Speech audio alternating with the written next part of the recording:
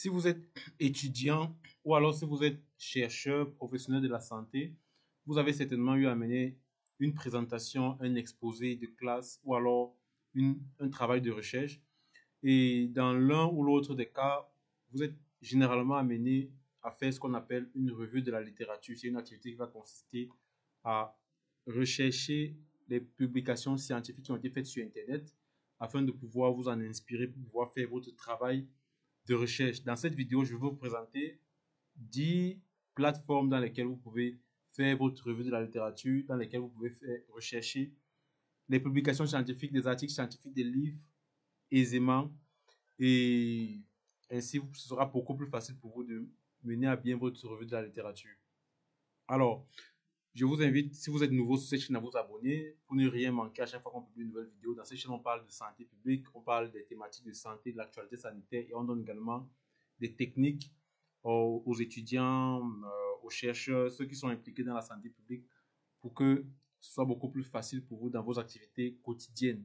Alors, parmi les 10 plateformes dans lesquelles vous pouvez rechercher vos travaux scientifiques, la première et certainement l'une des plus utilisées, c'est ce qu'on appelle PubMed.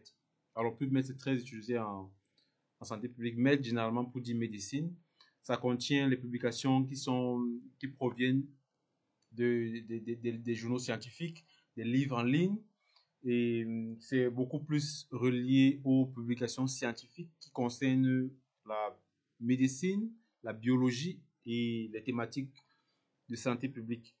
Donc, c'est très facile. Vous pouvez simplement, en tapant ce lien, pubmed.ncbi.nlb.nih.gov, et vous avez accès directement à PubMed. Vous pouvez décider de créer un compte ou alors vous pouvez décider de ne pas créer un compte. Et du coup, vous pouvez avoir accès ici à cet espace de recherche là.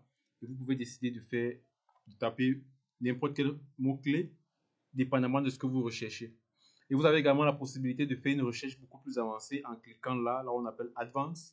Et lorsque vous cliquez sur Advanced, vous avez la possibilité d'avoir une recherche beaucoup plus centrée sur la thématique que vous recherchez. Alors, pour que la vidéo ne prenne pas beaucoup de temps, je ne vais pas entrer dans ces détails-là. Mais vous pouvez me faire savoir en commentaire si vous souhaitez qu'on fasse une vidéo beaucoup plus détaillée sur comment est-ce que vous pouvez utiliser PubMed pour rechercher des articles sur votre thématique. Alors, donc, voilà pour ce qui est de PubMed. On passe à la deuxième plateforme que vous pouvez utiliser, ce qu'on appelle Science Direct. Science Direct, c'est également une plateforme très intéressante, ce qu'on va généralement appeler une plateforme qui vous permet de faire également votre revue de la littérature. Vous pouvez accéder en utilisant ces liens. Je vous rappelle que je vais mettre ces liens en description de cette vidéo et ce sera beaucoup plus facile pour vous d'y avoir accès. Donc, lorsque vous êtes sur la plateforme de Science Direct, vous avez cet espace-là, Find Articles with these terms, or vous pouvez rechercher des journaux, in this journal or book title, or authors, vous pouvez rechercher en fonction des thèmes, des mots-clés, ou alors en fonction du nom du livre ou du journal, ou alors en fonction du nom de l'auteur. Et là, vous pouvez également avoir l'option de faire une recherche beaucoup plus avancée pour rechercher des documents que vous souhaitez. Science Direct, c'est facile à utilisation. Vous pouvez décider de créer également un compte. Généralement, la plateforme va vous demander d'avoir accès à un compte, de vous connecter via votre compte. Et c'est très facile, c'est gratuit.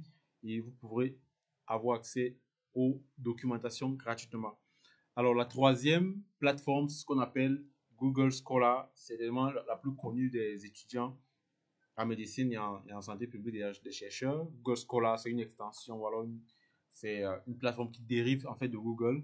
C'est Google, mais beaucoup plus adapté pour les chercheurs parce que c'est la plateforme qui va contenir les articles, les livres et les publications scientifiques. Et généralement, lorsque vous tapez Google Scholar, vous pouvez avoir accès à cette plateforme-ci. Et lorsque vous avez cet espace de saisie, vous pouvez rechercher n'importe quoi. Vous pouvez taper vos mots-clés et avoir accès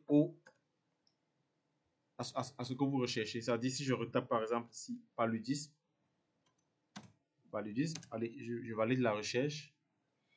Alors, Google Scholar va me proposer directement, ok, plusieurs articles scientifiques qui traitent du paludisme.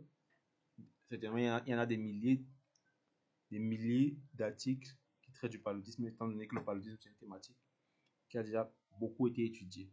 Et vous pouvez décider de peaufiner votre recherche en fonction de l'année, en fonction de l'importance, en fonction de la date de publication, en fonction du type d'article, si vous souhaitez un livre ou alors simplement un article scientifique. Alors, la prochaine plateforme, c'est ce qu'on appelle Cochrane Library. Cochrane Library qui est beaucoup plus utilisé dans le milieu anglo-saxon. Okay. Et ici également, vous pouvez avoir accès en utilisant le lien que je vais mettre en description de cette vidéo.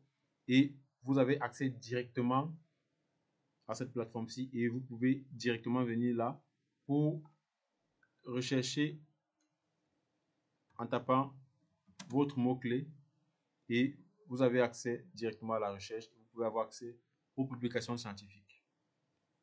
La prochaine plateforme, c'est ce qu'on appelle Web of Science. Web of Science, c'est une plateforme également qui contient des publications, des articles scientifiques qui traitent de la science. Okay?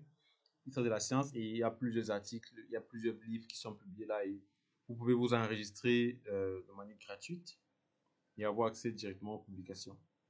Alors, la prochaine, la sixième, c'est ce qu'on appelle Embase, qui est un peu similaire à la plateforme Science Direct.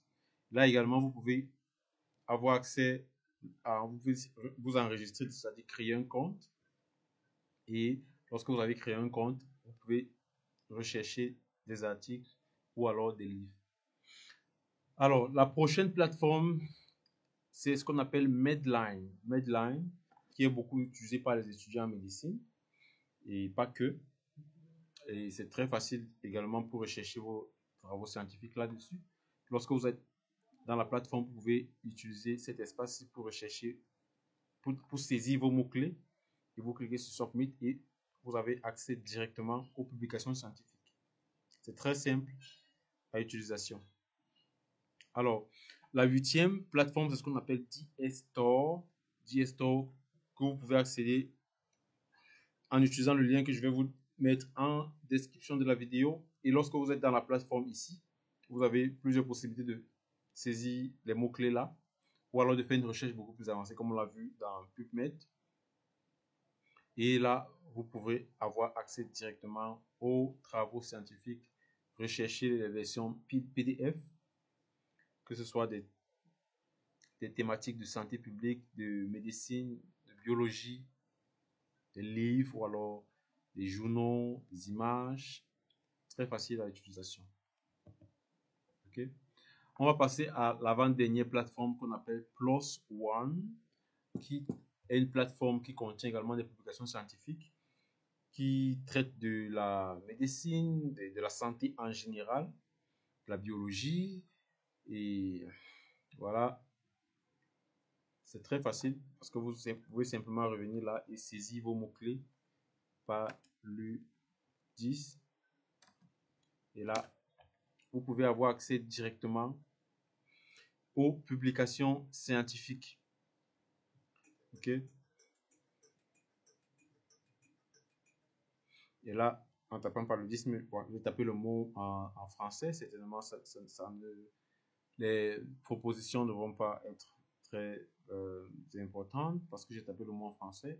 Généralement, dans cette plateforme, c'est bien de taper votre mot-clé en anglais. Alors, la dernière plateforme que je vous conseille, et certainement l'une des plus importantes, c'est BMC Public Health. On finit par le meilleur, et là, c'est une plateforme qui contient beaucoup de publications scientifiques qui relèvent de la santé publique. Voilà.